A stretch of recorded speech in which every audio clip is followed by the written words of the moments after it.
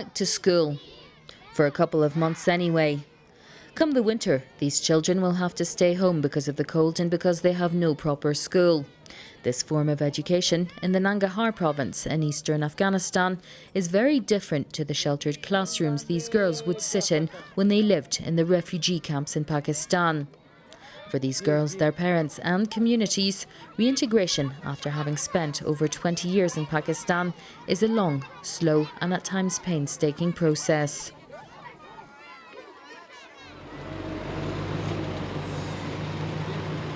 For the past 6 years, Afghanistan has been UNHCR's largest repatriation operation worldwide. Since the returns intensified in 2002, more than 5 million Afghans have returned to the towns and villages they fled from. But just under 3 million still remain in Pakistan and Iran alone. Over half of the refugee population was born in exile, and over 50% is under the age of 18. For decades, those fleeing violence, war and persecution took refuge in makeshift camps in Pakistan and Iran.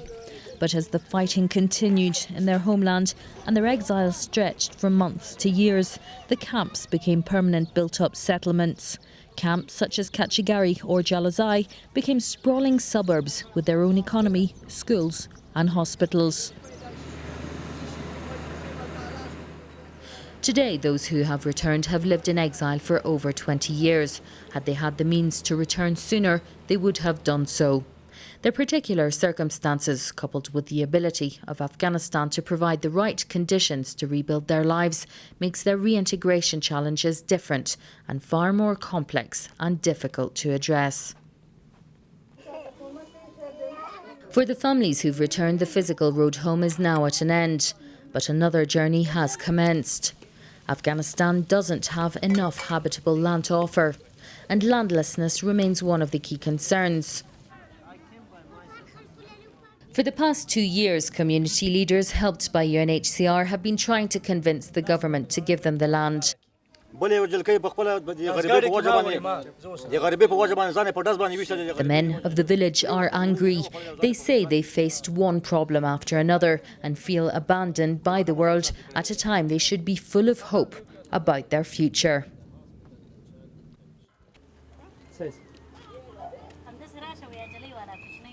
Sultan Jan left Afghanistan after a stray bullet killed his 4-year-old daughter. That was 12 years ago. Today, he's returned to Afghanistan and sleeps with his wife and 8 children in this tent. Like many other families in this settlement, he's now building a single-room mud brick house. But it's likely to only be a temporary refuge, as he doesn't own the land. He says his return has been more difficult than he'd envisaged and believes that many in his community feel the same way.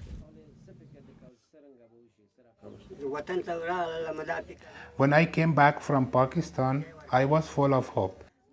I thought I would get a house, I would get land and a home. That's why I came back home with my 8 children, wife and relatives.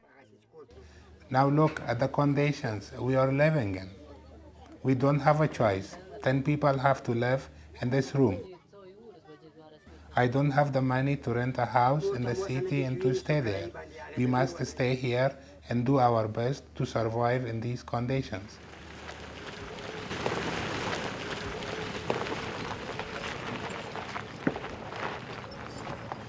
The township of Sheikh Misri is one of 5 pilot projects across Afghanistan where cooperation between UNHCR and the Afghan government has resulted in land being allocated to the poor and homeless returnees.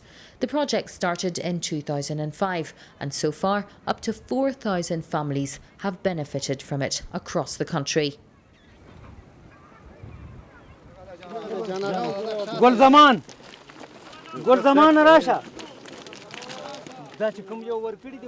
In Sheikh Misri, the land distribution is continuing.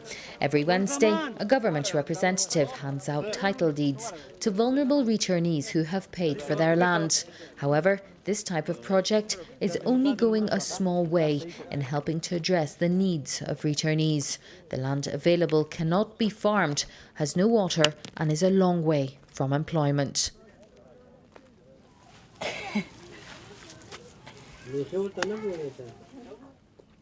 But land is not the only concern, and finding appropriate shelter is another major challenge. Hazrat Khan, a carpenter, and his father bought their plot of land 3 years ago. His home was made with shelter kits distributed to vulnerable families by UNHCR across Afghanistan. They contain windows and steel roof beams.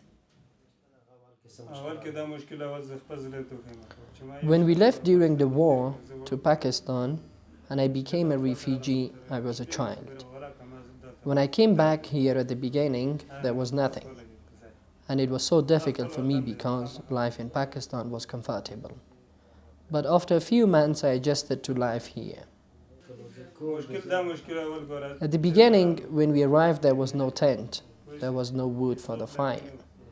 There was no shelter, and the children suffered a lot. Now we have a house, we have a school, things have improved. He also says that coming home was a big moment, especially for his father. My father was very happy to come back to the country. The reason is that we never planned to stay a long time in Pakistan. But when the war continued and there was no peace, we had to stay 21 years in Pakistan. My father is very proud and happy to have come back. This is our own country and we are very happy to be back at last. For many of those who have returned, particularly children, it is more difficult to live in Afghanistan than it was to live in settlements which, after 20 years, became home to many. When we returned, our first problem was potable water. There is no safe drinking water, and my children drink the water from the river. Also, there are no medical facilities. If someone is sick, we need to travel a long way to a clinic. There are no jobs and there is no school for the children.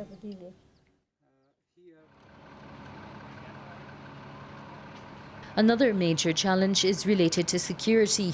The escalation in conflict and increasing lawlessness in some regions means that refugees cannot return to their villages. Clashes between international forces and insurgents is also forcing many to flee the violence. This insecurity is a further obstacle to development and the creation of jobs. Reliable information on the number of internally displaced is difficult to obtain because of the lack of access. This year, however, UNHCR is heading a multi-agency effort to try and provide assistance to these people through a range of means.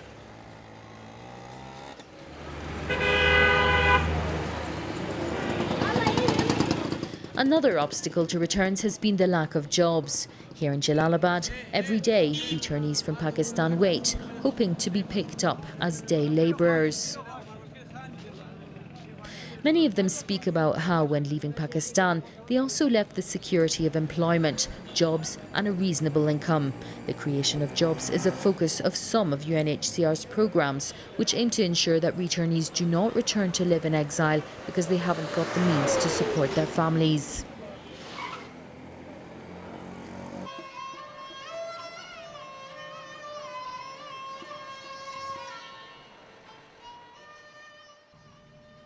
Here at Torkham, on the border with Pakistan, every day some 20,000 people cross the border.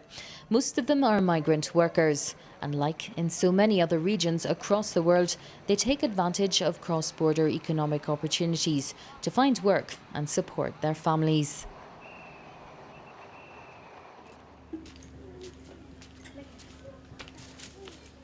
On a smaller scale, a number of income generation projects, such as this cow raising project, are being piloted. This cow is pregnant. Its calf will be distributed to a widow, and the calf will then be given to another vulnerable family next year. In 2008, UNHCR hopes to replicate similar projects elsewhere in Afghanistan to kickstart community efforts. In the last 12 months, we have seen a different pattern of return. Largely, we are now confronted with families who have been in exile for more than 20 years. The families who've gone back, who don't find the same things that they left 20 years ago. So the challenge for reintegration are much more difficult than they were before. So the opportunities for people to come back will remain, but they will be much smaller than what we have seen in 2002 or in 2003. It will remain, the desire for the Afghan refugees to come back to their place of origin will remain forever.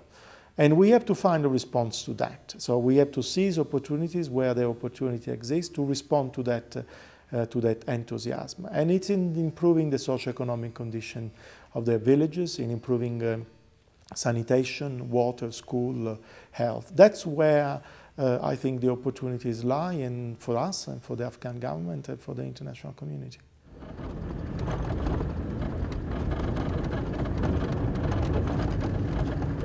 Today, it's in some of the areas where the heaviest fighting took place over the past 20 years that returnees are rebuilding their lives. The narrow corridor that separates the settlement of Tangi from Jalalabad was a strategic military checkpoint for nearly 10 years. With UNHCR assistance, 300 returnee families from Pakistan built houses in 2007 and now have clean drinking water. Today, at long last, they've got the community they've longed for. But it may take up to 2 generations of the same resilience, commitment and assistance to provide the same living conditions to all of those who've returned to Afghanistan.